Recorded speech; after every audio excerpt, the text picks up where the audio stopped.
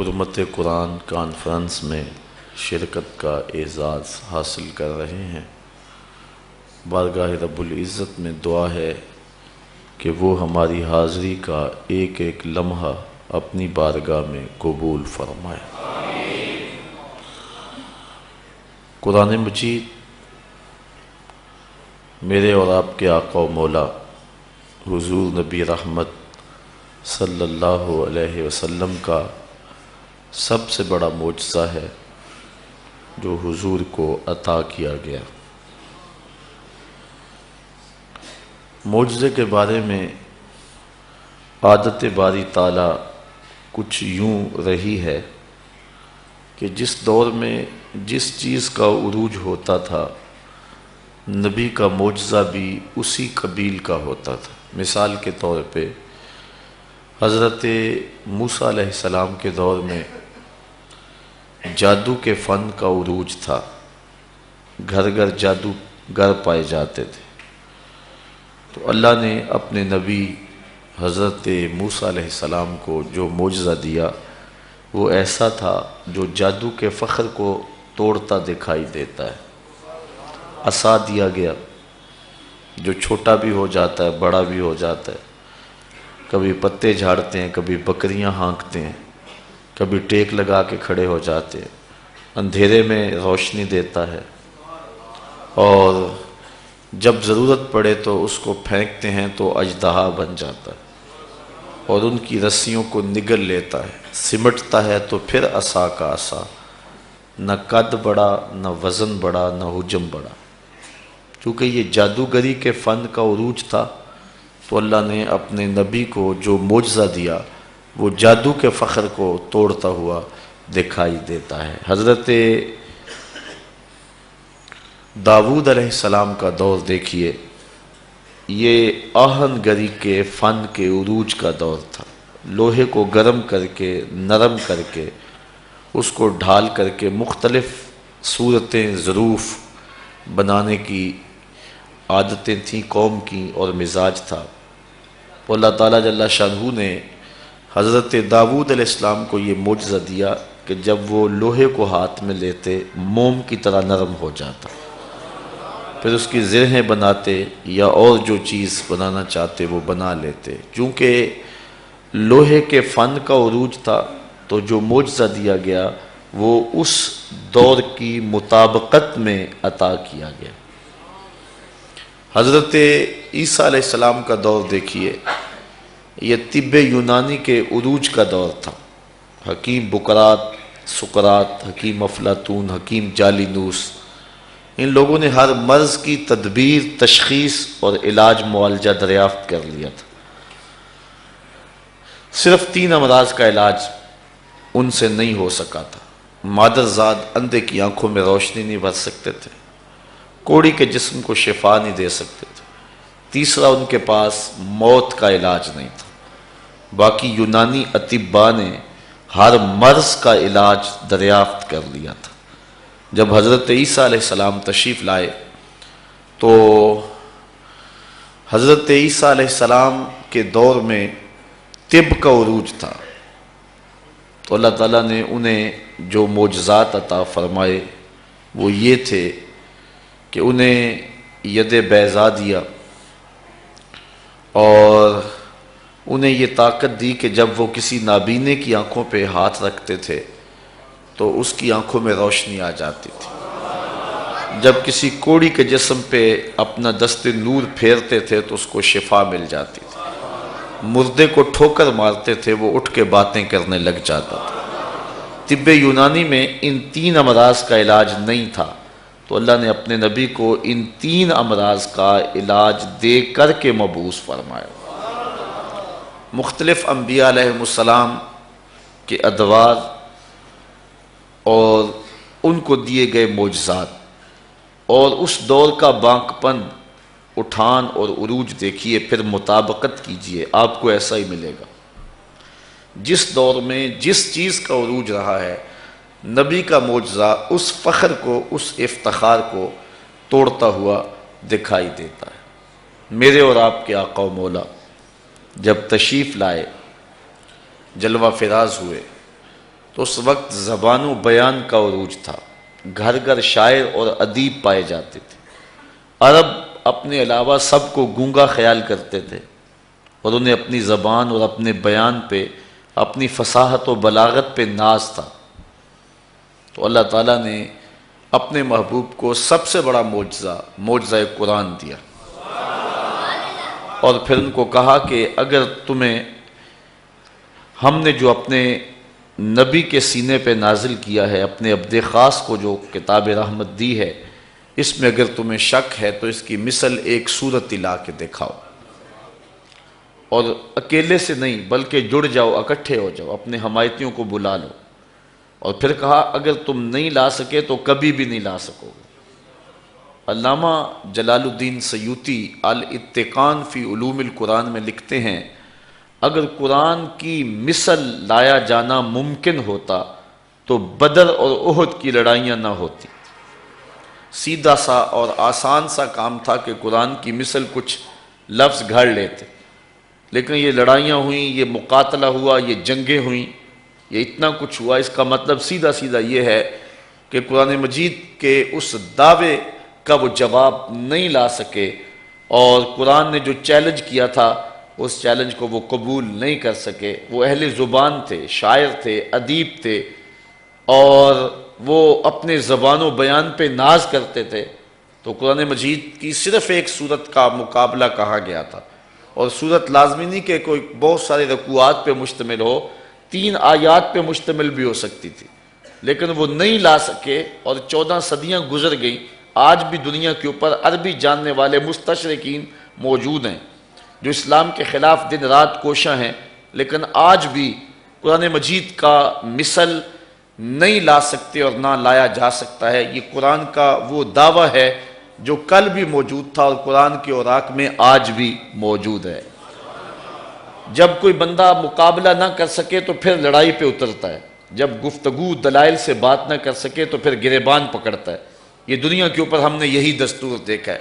یہ بدبخت اور ملعون پادری نے جو انتہائی بدبودار اور متعفن کام کیا ہے کہ کتاب رحمت قرآن مجید کے ایک نسخے کو آگ لگائی، تو یہ اصل اس کی بے بسی کی دلیل ہے، کیونکہ اس کتاب کا مقابلہ نہیں ہو سکتا۔ اس سے قبل انہی یہود و نصارہ نے مل کر کے ڈاکٹر شروش کو ملینز اور بلینز ڈالر دے کر کے اس کو جو ہے وہ کتاب رحمت قرآن مجید کے مقابلے کے لیے ابھارا، اور اس نے مسلسل 7 سال کی محنت کے بعد الفرقان الحق کے نام سے ایک کتاب لکھی، اور اس کے بارے میں یہ دعویٰ کیا کہ یہ ہم نے قرآن مجید کا مقابلہ کر دیا ہے، اور جو قرآن نے چیلنج کیا تھا کہ ایک سورت لاؤ، ہم اس کتاب کے مقابلے میں پوری کتاب لے آئے ہیں۔ تو ڈاکٹر شوروش کی یہ کتاب جس کو الفرقان الحق کے نام سے آپ نیٹ پہ دیکھ سکتے ہیں،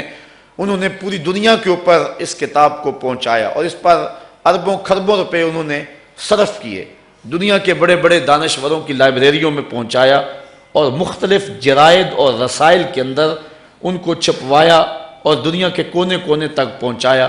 لیکن جب اہل علم نے اس کتاب کو جس کا نام الفرقان الحق رکھا، جب دیکھا تو ردی کی ٹوکری میں پھینک دیا کہ کہاں قرآن کی عظمت اور کہاں یہ بے تکی باتیں۔ قرآن کا مقابلہ نہیں ہو سکا، اور دنیا کے جتنے بھی دانشور تھے انہوں نے اس کتاب رحمت قرآن مجید کی عظمت کو بیان کیا، اور اس فرقان حق کو جو خرافات کا مجموعہ تھی اور بہت جگہ پہ قرآن مجید کے الفاظ کا چربہ کیا گیا تھا، اس کو رد کر دیا گیا۔ مغرب آئے دن اس طرح کے مکروہ افعال کا ارتکاب کر کے وہ کیا چاہتا ہے؟ آزادی اظہار کے نام سے جو تماشا کیا جاتا ہے، ابھی حال ہی کے اندر کسی نے اوباما کو بن مانس کی اولاد کہہ دیا، تو وہاں شور مچا ہوا ہے۔ آپ اخبارات میں دیکھ رہے ہیں کہ وہاں شور مچا ہوا ہے کہ وہ شخص جس نے یہ بات کہی ہے وہ مستعفی ہو جائے۔ اس نے اوباما کی آبرو پہ حملہ کر دیا اور اس کو بن مانس کی اولاد کہہ دیا۔ اور ذرا غور کیجئے تو یہ جو مغرب کے لوگ ہیں ان کا نسب تو ویسے معلوم ہے ہی نہیں، یہ مجہول النسب ہیں، اور ان کو یہ اگر بات کہہ دی تو برا مان گئے۔ تو اگر ہمارے آقا کی توہین ہوتی ہے تو ہم اگر جذبات کا اظہار کرتے ہیں تو ہمیں تانا دیا جاتا ہے کہ تم جو ہے وہ آزادی اظہار پر قدغن لگانے کی کوشش کرتے ہو، لیکن شاید مغرب بھول گیا ہے، لوگ تو آکسیجن سے سانس لیتے ہیں لیکن جو حضور کے غلام مسلمان ہیں وہ عشق رسول سے سانس لیتے ہیں، ان کا جینا مرنا حضور کے نام ہے، اور وہ یہ گوارا نہیں کرتے اور وہ اس بات کو برداشت نہیں کر سکتے کہ کوئی ہمارے پیغمبر کی توہین کرے۔ تو اس وقت پوری دنیا کے اوپر ایک کھیل کھیلا جا رہا ہے اور اس میں مسلمانوں کے جذبات کو مردہ کرنے کی کوشش کی جا رہی ہے۔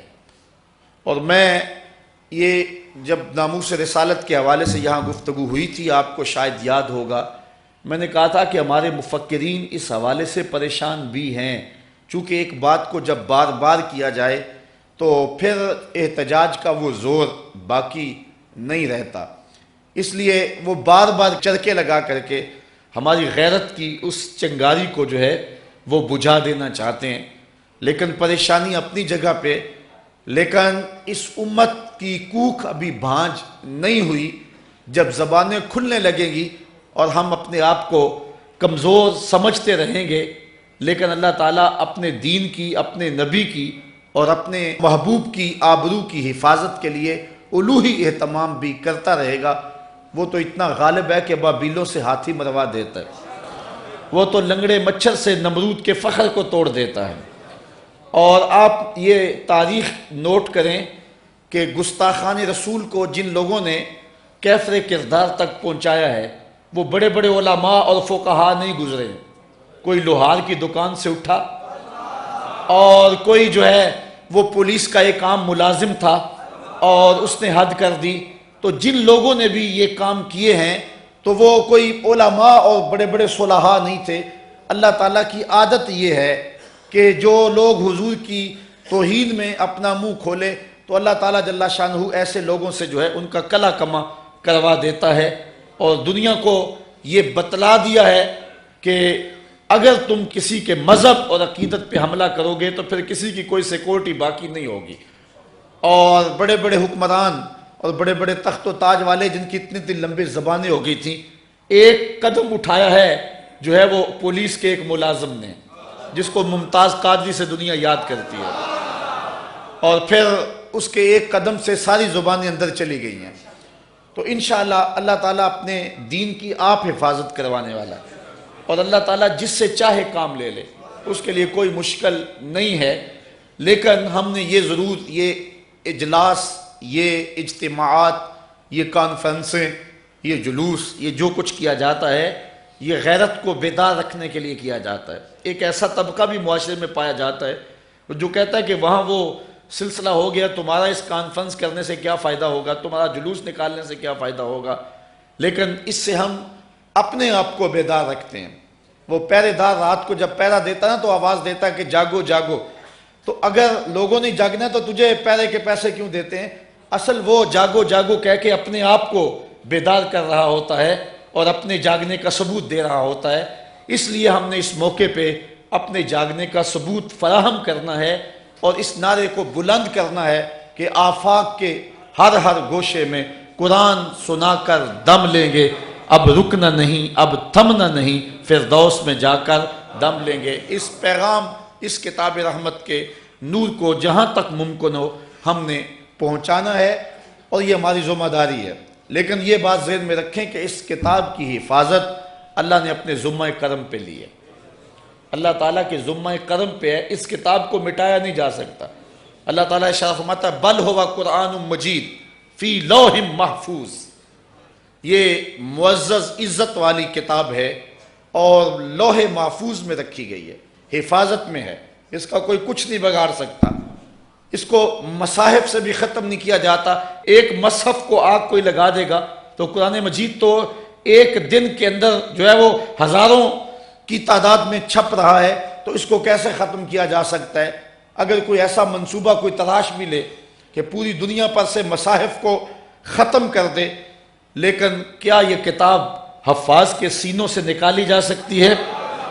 اور اللہ تعالیٰ نے اس کتاب کی حفاظت کا یہ ذمہ اپنے اوپر لیا کہ اس کتاب کی حفاظت جو ہے وہ اپنے اوپر لی، اور ہزاروں نہیں، سینکڑوں نہیں، لاکھوں حفاظ اس وقت روئے زمین پہ موجود ہیں، اور دنیا کی کوئی کتاب ایسی نہیں ہے کہ جس کی اس انداز سے حفاظت ہوتی ہے۔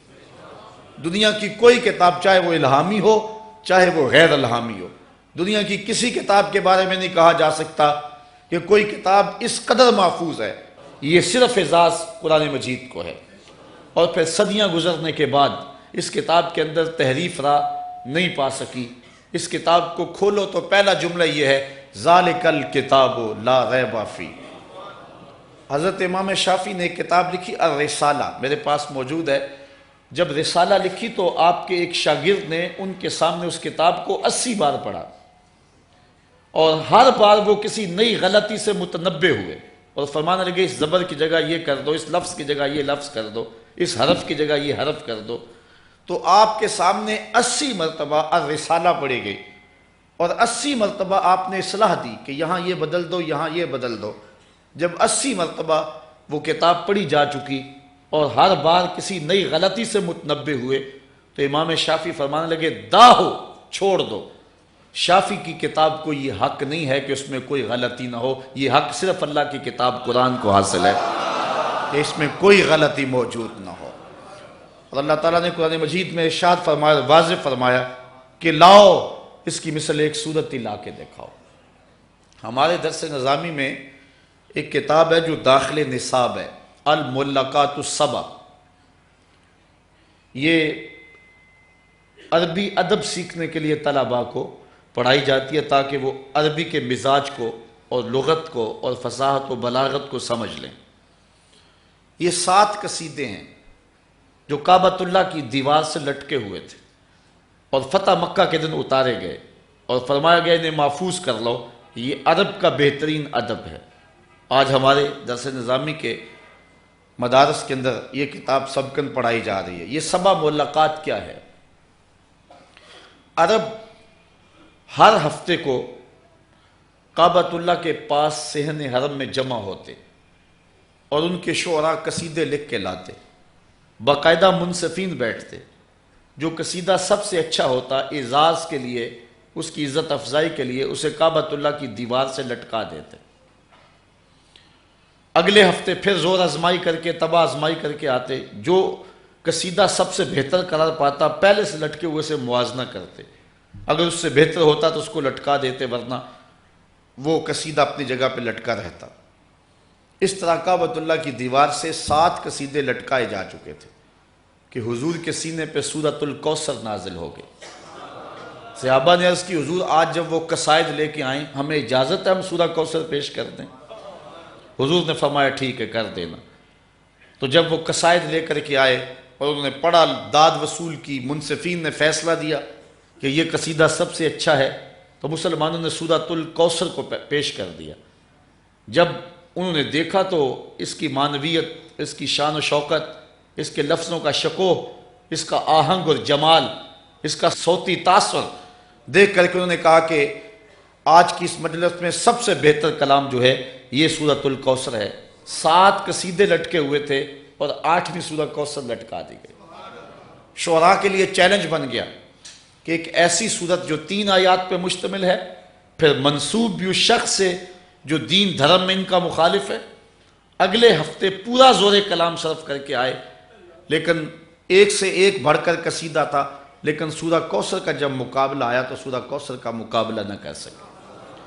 تیسرے ہفتے، چوتھے ہفتے شعراء جڑ مل کے بیٹھ کے بدائے ثنائے کا استعمال کر کے، لفظوں کی تراش خراش کر کے کیسے کیسے خوبصورت کلام لکھ کر لاتے رہے، لیکن سورہ کوثر کا مقابلہ نہ کر سکے۔ 7 مہینے تک کعبہ کی دیوار سے سورہ کوثر لٹکی رہے۔ تیرے سامنے یوں دبے لچے فصحا عرب کے بڑے بڑے، کوئی جانے کہ منہ میں زبان نہیں بلکہ جسم میں جان نہیں۔ کسی میں ہمت ہی نہیں ہے کہ قرآن کا مقابلہ کر سکے۔ اب ہوا کیا، ایک شاعر نے کہا کہ میرے ہاتھ میں قلم دو، قلم دیا گیا، لکھا ہوا تھا اِنَّا آتَيْنَاكَ الْكَوْثَرَ فَصَلِّ لِرَبِّكَ وَانْحَرْ اِنَّ شَانِئَكَ هُوَ الْأَبْتَرُ۔ اس نے آگے لکھا ما ھذا کلام البشر، یہ کسی بشر کا کلام نہیں ہے، اگر کسی بشر کا ہوتا تو ہم ضرور اس کا مقابلہ لاتے۔ اب 3 آیتیں اس صورت کی اور چوتھا اس شاعر کا جملہ ہے جو اس کے وزن پہ اس نے لکھ دیا۔ اب جو بھی آتا ہے اس کو دیکھتا ہے۔ ایک دور دراز علاقے سے شاعر آیا، کعبۃ اللہ کا طواف کیا، 7 قصیدے لٹکے ہوئے پڑھے، اشش کر اٹھا، لیکن جب سورہ کوثر پہ پہنچا تو حیرت کی انتہا نہ رہی۔ اتنا جامع اور خوبصورت کلام، لیکن جب چوتھے جملے پہ جاتا ہے تو اٹک جاتا ہے، پھر پیچھے سے آگے پڑھتا ہے اور چوتھے پہ جا کے اٹک جاتا ہے۔ پھر اس نے کہا کہ ذرا مجھے قلم دو، قلم دیا گیا تو اس نے چوتھے جملے پہ لکیر کھینچی اور اپنی جانب سے 5واں جملہ لکھا ہوا تھا، اِنَّا أَعْطَيْنَاكَ الْكَوْثَرَ فَصَلِّ لِرَبِّكَ وَانْحَرْ إِنَّ شَانِئَكَ هُوَ الْأَبْتَرُ مَا هَذَا كَلَامُ الْبَشَرِ۔ تو اس نے چوتھے پہ لکیر کھینچ کے آگے 5واں لکھا، وَلَٰكِنْ هَذَا كَلَامُ الْبَشَرِ۔ یہ پہلے 3 کسی بشر کے نہیں، چوتھا مجھے کسی بشر کا ہی لگتا ہے۔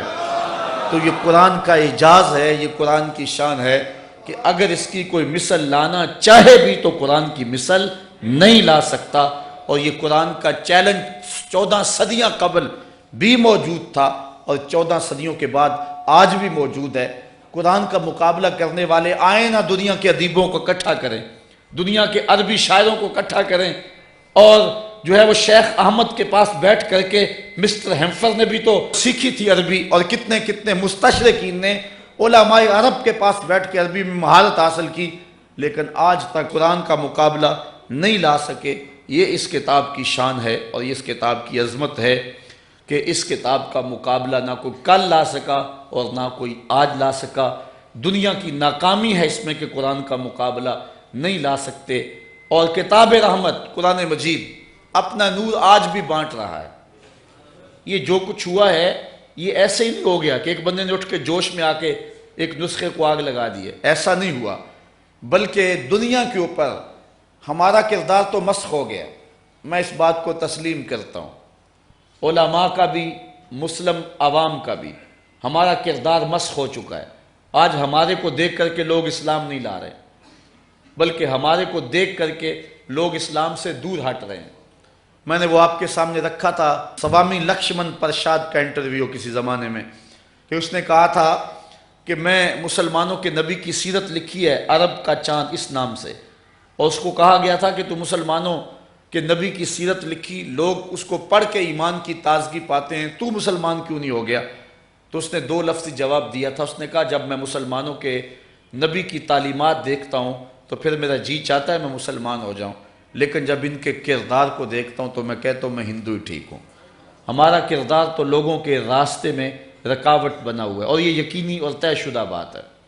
آج اگر کوئی دنیا کے اوپر لوگ اسلام لا رہے ہیں وہ ہمارے کردار سے نہیں لا رہے، وہ قرآن مجید کو پڑھنے کے بعد اور صوفیاء کی کتابوں کو پڑھنے کے بعد اسلام لا رہے ہیں۔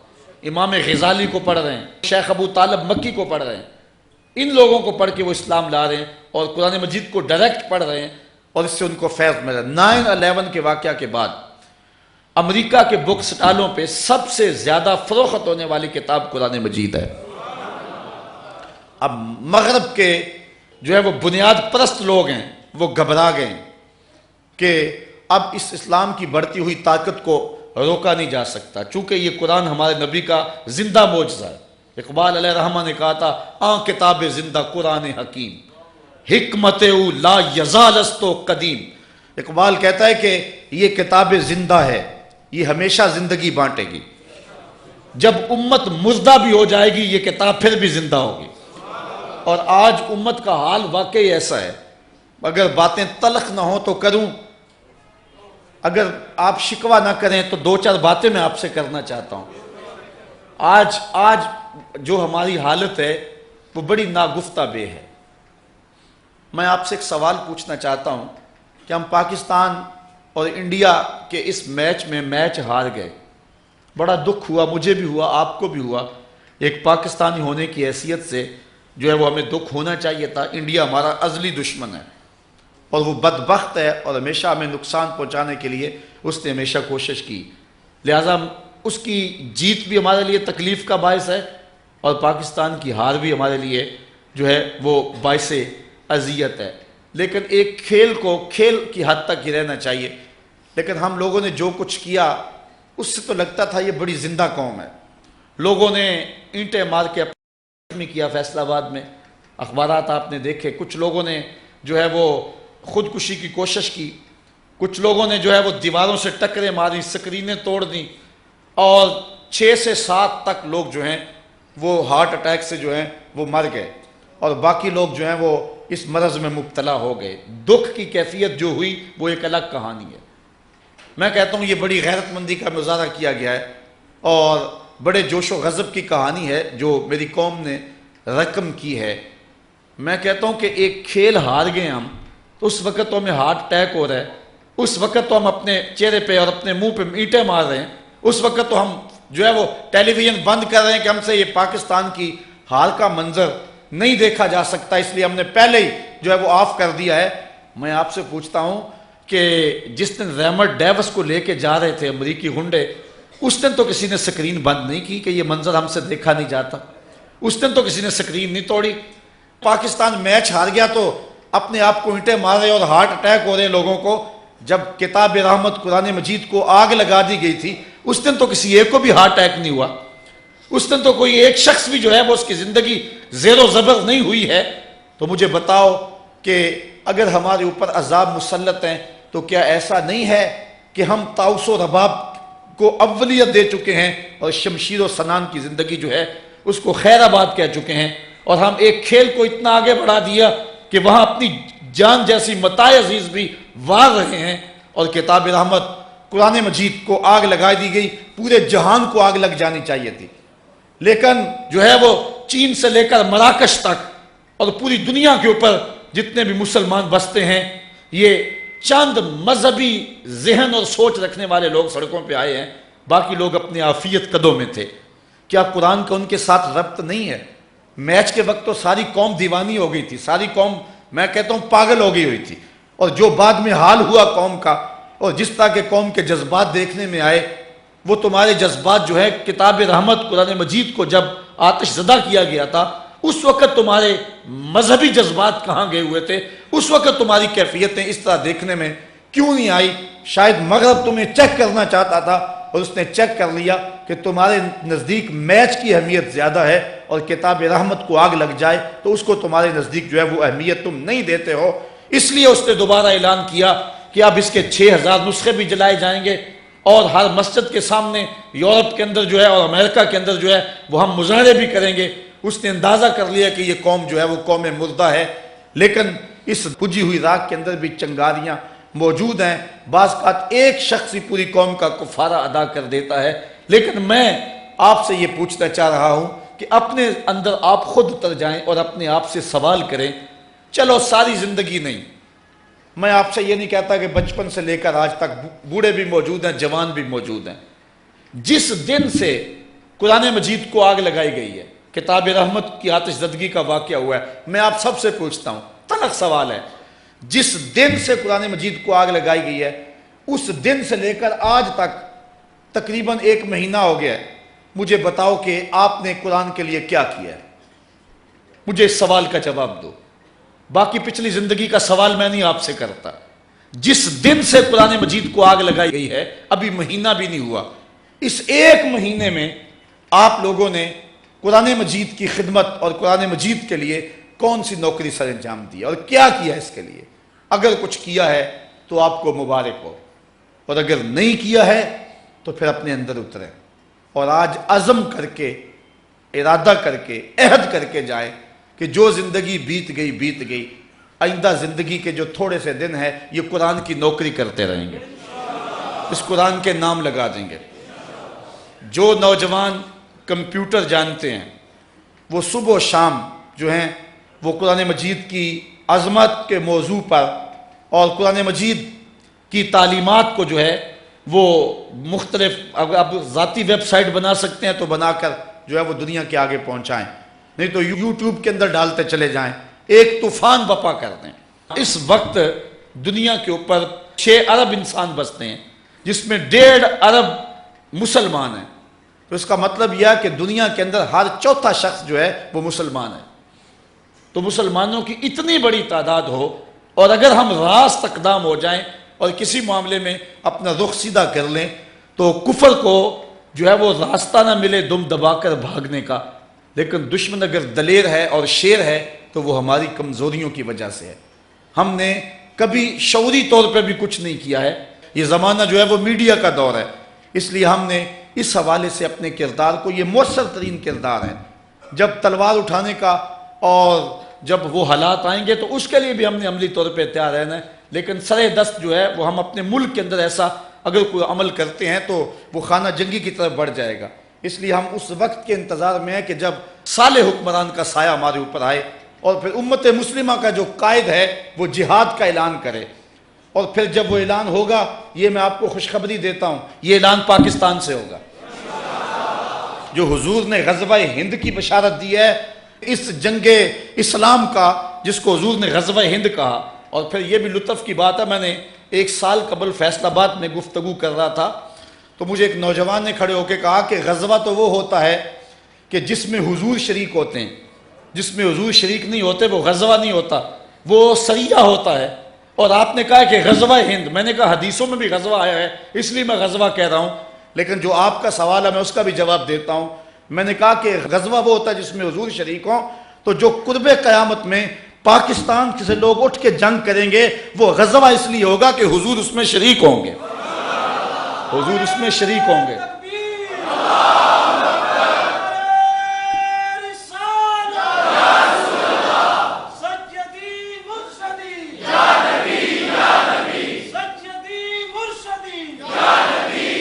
پاکستان کی روحانی ڈائری دیکھیں، جب 65 کی جنگ لگی ہے تو وہ خدام جو حضور کے روضہ کے آس پاس جھاڑو دیتے ہیں، ان میں سے کچھ لوگ سوئے تو انہوں نے خواب دیکھا کہ حضور 5 اصحاب کے روضہ انور سے نکل رہے ہیں، اور حضور نے جنگی لباس پہنا ہوا ہے اور اسلحے پہنے ہوئے۔ انہوں نے کہا ہمارے ماں باپ آپ پہ قربان ہوں، حضور آپ اس وقت جنگی لباس میں کہاں جا رہے ہیں؟ رات کا موقع ہے۔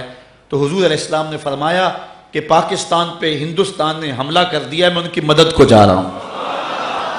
اور پھر پاکستان کی نہیں، دنیا کی عسکری تاریخ کا یہ عجوبہ ہے کہ صرف 30 سیکنڈ کے اندر ہم نے انڈیا کے 3 جہاز گرائے تھے۔ 3 منٹوں میں نہیں، صرف 30 سیکنڈ کے اندر، آدھے منٹ میں ہم نے انڈیا کے 3 جہاز مار گرائے تھے۔ مجھے بتاؤ کہ یہ کسی جدید ٹیکنالوجی کا کمال تھا یا محمد عربی کی تائید کا کمال تھا؟ یہ پاکستان کی تاریخ ہے، یہ پاکستان کی روحانی ڈائری ہے۔ حضور علیہ السلام نے 65 میں ہماری مدد کی، اور جب غزوہ ہند ہوگا اس وقت بھی حضور کی تائید ہمیں حاصل ہوگی، اور یہاں سے حریت کے قافلے نکلیں گے، اور پھر وہ پہلے دہلی کو کیپچر کریں گے، اس کے بعد جو ہے وہ جو دوسرا گروہ ہے جو مسلمانوں کے ساتھ، ہندوستان کے لوگوں کے ساتھ ملے گا، وہ ترک گروہ ہوگا، ترکی ساتھ ملیں گے، اور پھر یہ دونوں فوجیں اکٹھی ہو کر کے بیت المقدس پہ اسلام کا جھنڈا گاڑیں گے، اور پھر وہ وقت آئے گا کہ کافر چھپنے کے لیے جگہ تلاش کریں گے تو انہیں جگہ ہی نہیں ملے گی۔ آج تو ہم رسوا ہو رہے ہیں نا، پھر وہ وقت بھی آئے گا کہ جھنڈا ہمارے ہاتھ میں ہوگا، ایٹم بم ہمارے ہاتھ میں ہوگا، میزائل ہمارے ہاتھ میں ہوں گے، پھر ورلڈ آرڈر بھی ہمارا ہی چلے گا۔ پھر دنیا کے اوپر اگر کوئی جھنڈا اونچا ہوگا تو وہ میرے محمد کا ہی اونچا ہوگا۔ انشاءاللہ وہ وقت دور نہیں ہے، وہ آنے والا ہے۔ اگر آپ دنیا کے 56 57 58 اسلامی ممالک کا اس وقت تجزیہ کریں تو اس وقت دنیا کے اوپر اگر کوئی فوجی پاور تو وہ 2 ہی ملک ہیں، ایک ترکی اور ایک پاکستان۔ باقیوں کی جو آرمی ہے وہ نہ ہونے کے برابر ہے۔ اور حضور علیہ السلام نے جو بشارت دی تھی کہ ہندوستان سے لوگ اٹھیں گے، پھر ترک کے مجاہد ساتھ شامل ہوں گے۔ یہ پاکستان آرمی نے انشاءاللہ ہماری مدد کے ساتھ آگے بڑھنا ہے۔ اب ہمارے لیے 2 ہی راستے رہ گئے ہیں، موت تو آئے گی، اب ایک بہت بڑا فساد بپا ہونے والا ہے، لیکن یہ بات آپ کو بتاؤں کہ 2 طرح کے لوگ ہوں گے۔ موت سے بچ نہیں کوئی سکے گا، جو حالات ہونے والے ہیں، لیکن کچھ لوگ کتے کی موت مریں گے، کچھ شہادت کا تاج پہنیں گے۔ اس لیے ہم نے فیصلہ کرنا ہے کہ ہم نے شہادت کی موت کو قبول کرنا ہے یا کہ ہم بزدلوں اور کتے کی موت کو قبول کرنا ہے، یہ ہم نے فیصلہ کرنا ہے۔ مرنا تو ہے، اس سے بچ نہیں سکیں گے۔ اب ہم نے فیصلہ کرنا ہے کہ ہم نے ہاتھ کے اندر طاغوت کا جھنڈا اٹھانا ہے یا محمد عربی کا جھنڈا اٹھانا ہے۔ تو یہ ہم نے اب فیصلہ کرنا ہے، اور بالخصوص میں نوجوانوں سے جو ہے وہ مخاطب ہوں کہ نوجوانوں، تم اپنی زندگی کا رخ بدلو۔ میں کہتا ہوں زیادہ وقت نہیں، جتنا وقت تم بیٹ بلے کو دیتے ہو اور کھیل کے میدان کو دیتے ہو، اتنا وقت قرآن کو دے دو۔ جتنا وقت تم کرکٹ کو دیتے ہو، اتنا وقت رسول اللہ کی امت کو دے دو۔ صرف اتنا وقت اگر تم دے دو، جتنا وقت صرف کرکٹ کو دیتے ہو، ارادہ کر لو آج اتنا وقت آج کے بعد قرآن کو دیں گے۔ اگر عزم کریں، اگر 100 نوجوان بھی یہاں سے عزم کر کے اٹھیں، تو میں سمجھتا ہوں کہ اس سیالکوٹ کے اندر ایک اسلامی انقلاب برپا ہو جائے گا۔ اور میں جگہ جگہ کہہ رہا ہوں کہ 313 نوجوان تیار ہو جائیں، ہر شہر سے، ہر بستی سے۔ اور پھر وہ لمحے آنے والے ہیں کہ جن لمحوں کے اندر ان نوجوانوں کے ہاتھوں میں اسلام کا جھنڈا ہوگا۔ انشاءاللہ وہ وقت اب دور نہیں ہے۔ موت سے چھٹکارا تو کسی کو نہیں ہوگا، لیکن یہ آرزو کرو کہ اللہ ہمیں شہادت کا تاج نصیب فرمائے، آبرو کی زندگی نصیب فرمائے اور آبرو کی موت نصیب فرمائے۔ اللہ اکبر۔ اس کتاب رحمت کے جو حق ہیں ہم ان کو ادا کریں۔ میرے جذبات آپ دیکھ رہے ہیں، میرے گلے پر بھی اثر ہے، لیکن میں کیا کروں؟ میں یہ چاہتا ہوں کہ اس وقت جو ہے، جو حالات ہیں، میری زبان وہ بوجھ برداشت نہیں کر سکتی جو میرے دل کے اندر ہے۔ میرا جی چاہتا کہ میں چوکوں اور بازاروں میں جا کے چیخوں اور شور کو وہ ایک ہنگامہ کھڑا کر دوں اور دنیا کٹھی ہو، جن کو کہوں کہ ایک مجذوب کی آواز سن لو، ایک پاگل کی صدا سن لو، شاید کہ تمہیں یہ دوبارہ کوئی بتانے والا نہ ہو، آؤ اٹھو، قرآن کا پرچم تھام لو۔ یہ تمہیں موقع تقدیر نے ایک بار اور دیا ہے، قدرت بار بار موقع نہیں دیا کرتی، یہ تمہیں موقع دیا ہے۔ اور اتنا بڑا حادثہ ہوا ہے قرآن مجید کی آتش زدگی کا کہ امت مسلمہ کے لیے اس سے بڑا کوئی حادثہ اور کیا ہو سکتا ہے، لیکن اب بھی اگر نہ اٹھے تو شاید ہمیں تاریخ معاف نہ کرے۔ اللہ تعالیٰ جل شانہ ہمیں کتاب رحمت کی نوکری کی توفیق نصیب فرمائے۔ اس کتاب رحمت قرآن مجید کے ہمارے ذمے جو ہیں وہ 6 حق ہیں جن کو ہم نے ادا کرنا ہے۔ پہلا حق اس کتاب کا کہ اس کو اللہ کی کتاب مانا جائے، اور یہ غیر مخلوق ہے، مخلوق نہیں ہے۔ اب اس وقت مجھے امام احمد بن حنبل یاد آئے۔ اس کتاب رحمت پر پہلے بھی حملے ہوتے رہے ہیں، چونکہ امت مسلمہ کا اثاثہ یہ کتاب ہے۔ اقبال کہتا ہے گر تو می خواہی مسلمہ زیستن، نیست ممکن جز بقرآن زیستن۔ اگر تو مومن بن کے جینا چاہتا ہے تو قرآن کے بغیر تو جی نہیں سکتا ہے۔ یہ امت مسلمہ کا نصاب ہے، نصاب۔ امت مسلمہ کا مرکز بیت اللہ اور گنبد خضرا ہے، اور ان کا نصاب قرآن مجید ہے، میر کارواں حضور ہیں۔ اس لیے ہدایت کے ان چشموں کو اوباما نے کہا تھا کہ ہم جو ہے وہ مکے اور مدینے 2 بستیوں کو مٹا دیں تو دنیا پر امن قائم ہو سکتا ہے۔ دوسرا حملہ خاکوں کے ذریعے انہوں نے حضور کی ذات پہ کیا تھا، اور تیسرا حملہ اب انہوں نے قرآن مجید پہ کیا ہے، اور یہی ہمارے مراکز ہیں۔ کعبۃ اللہ، گنبد خضرا، یہ ہمارے مراکز ہیں، اور حضور ہمارے میر کارواں ہے، میر حجاز اپنا، اس نام سے باقی ہے آرام جہاں ہمارا، چین و عرب ہمارا، ہندوستان ہمارا، مسلم ہیں ہم، وطن ہے سارا جہاں ہمارا۔ تو حضور ہمارے میر کارواں ہیں، ان پر حملہ کیا گیا، ہمارے ان مراکز پہ حملہ کیا گیا، اب قرآن مجید پہ حملہ کیا۔ یہ جو کچھ کیا جا رہا ہے یہ ایک منصوبہ بندی کے تحت کیا جا رہا ہے، اور اس میں جو ہے وہ یہود و نصارہ کی ایک باقاعدہ جو ہے وہ ان کا تھنک ٹینک کام کر رہے ہیں کہ اس وقت مسلمانوں کے خلاف ہم نے کیا کرنا ہے اور اگلی پلاننگ ہماری کیا ہوگی۔ اس کے مقابلے میں ہمارے تھنک ٹینک موجود نہیں ہیں، لیکن جہاں جہاں جس کو اللہ تعالیٰ نے دل کا درد دیا ہے وہ اپنی توفیق کے مطابق کر رہا ہے۔ اللہ تعالیٰ کی بارگاہ میں یہ دعا مانگیں کہ اللہ ایسے اسباب پیدا کرے کہ غیرت مند حکمران آئیں، اور پھر امت کے لیے کوئی لاہ عمل تیار کیا جائے، ورنہ وہ اقبال نے کہا تھا چمن میں رخت گل شبنم سے تر ہے، سمن ہے سبزہ ہے باد سحر ہے، مگر ہنگامہ ہو سکتا نہیں گرم، یہاں کا لالا بے سوز جگر ہے۔ اللہ امت کو کوئی قیادت صلاح الدین ایوبی جیسی عطا فرما۔ تو بات کر رہا تھا کہ اس کتاب رحمت پر پہلے بھی حملے ہوئے۔ سب سے پہلا حملہ معتزلہ نے کیا، انہوں نے کہا یہ قرآن مخلوق ہے، تو حضرت امام احمد بن حنبل نے کہا کہ یہ خالق کا کلام ہے اور یہ غیر مخلوق ہے۔ اس جرم کی پاداش میں چونکہ وقت کے حکمران بھی معتزلہ کے ہم نوا ہو گئے، امام احمد بن حنبل کو اس جرم کی پاداش میں پکڑا گیا۔ جب امام کو جیل میں لے جایا گیا تو کالا کالا رسول اللہ کے ماحول میں پلنے والا امام انہوں نے کبھی کوڑے تو کھائے نہیں تھے، لیکن جب جیل میں جا کے امام کو کوڑے مارے جاتے نا تو امام آگے سے کہتے اللہم اغفر لابن الحیثم، اے اللہ ابن حیثم کی مغفرت کر دے۔ جلاد نے روک کے پوچھا کہ حضرت یہ ابن حیثم تو عرب کا مشہور ڈاکو ہے، تو آپ اس ڈاکو کے لیے دعائیں مانگ رہے ہیں؟ جب بھی کوڑا لگتا آپ کہتے ہیں اللہم اغفر لابن الحیثم، اے اللہ ابن حیثم کی مغفرت کر دے۔ تو لوگوں نے کہا کہ ابن حیثم تو ڈاکو ہے اور آپ اس ڈاکو کے لیے بخشش کی دعائیں مانگ رہے ہیں۔ تو حضرت امام احمد بن حنبل کا جملہ سنیے۔ امام احمد بن حنبل فرمانے لگے ہے ڈاکو لیکن بات بڑی پتے کی کر گیا۔ کہا کیا ہوا؟ کہا جب میں جیل میں آ رہا تھا تو یہ سزا بھگت کے جیل سے واپس جا رہا تھا، تو دروازے پر ملاقات ہو گئی، تو مجھے دیکھ کے حیران ہو گیا، کہنے لگا حضرت آپ جیل میں آ رہے ہیں؟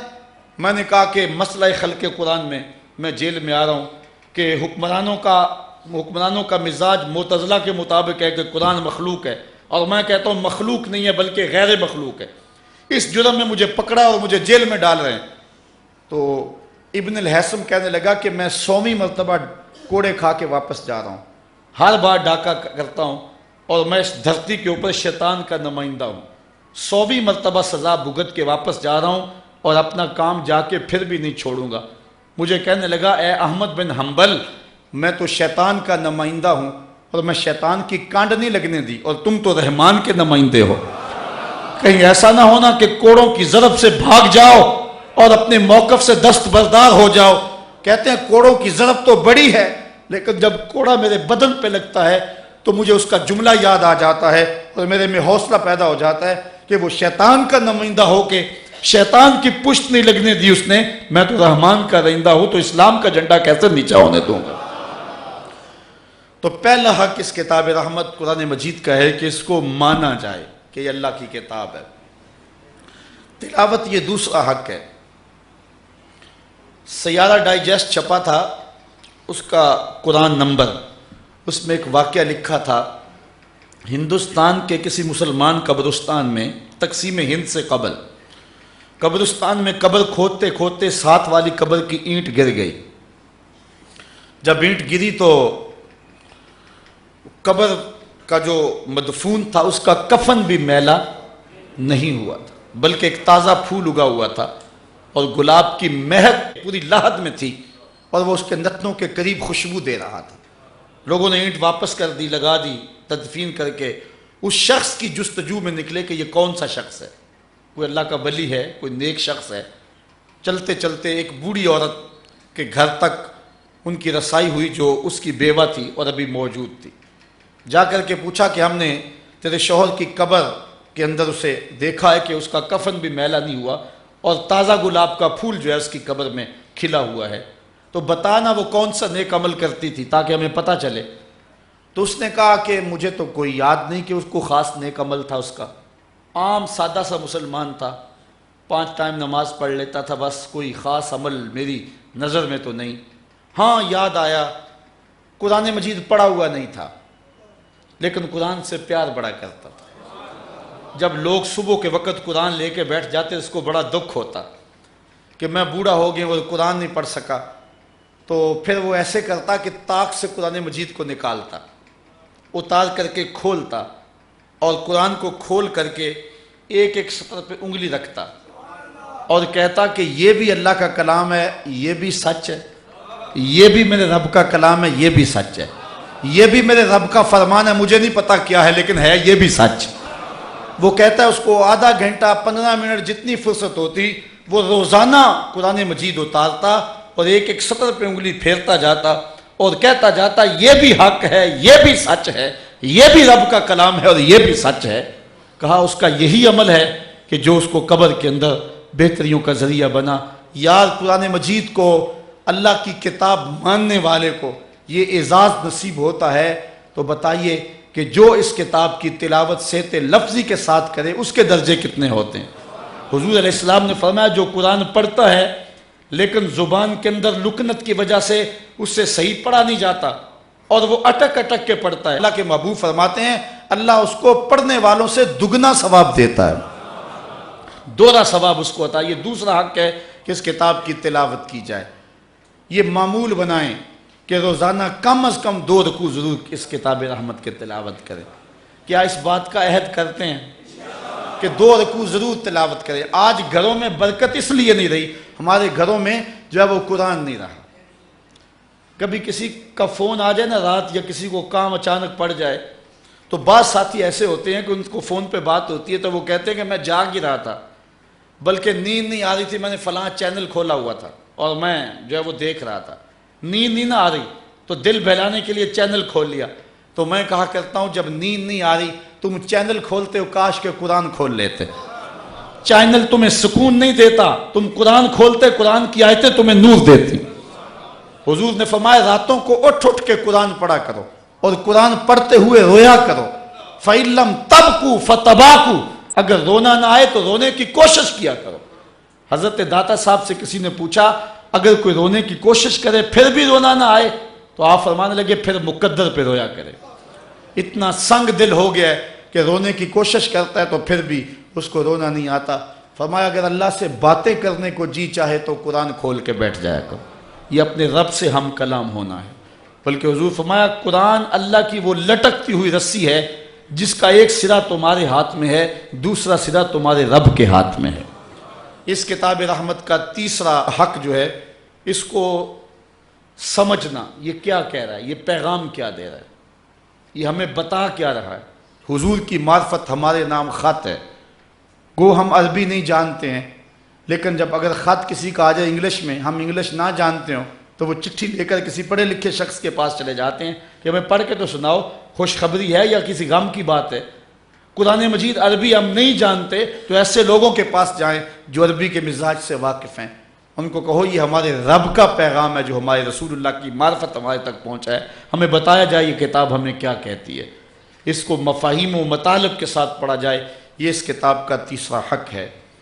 چوتھا حق اس کتاب کا یہ ہے کہ اس کتاب پر عمل کیا جائے، جن چیزوں سے کتاب منع کرتی ہے ان سے رک جایا جائے، اور جن چیزوں کا حکم دیتی ہے ان کو بجا لایا جائے۔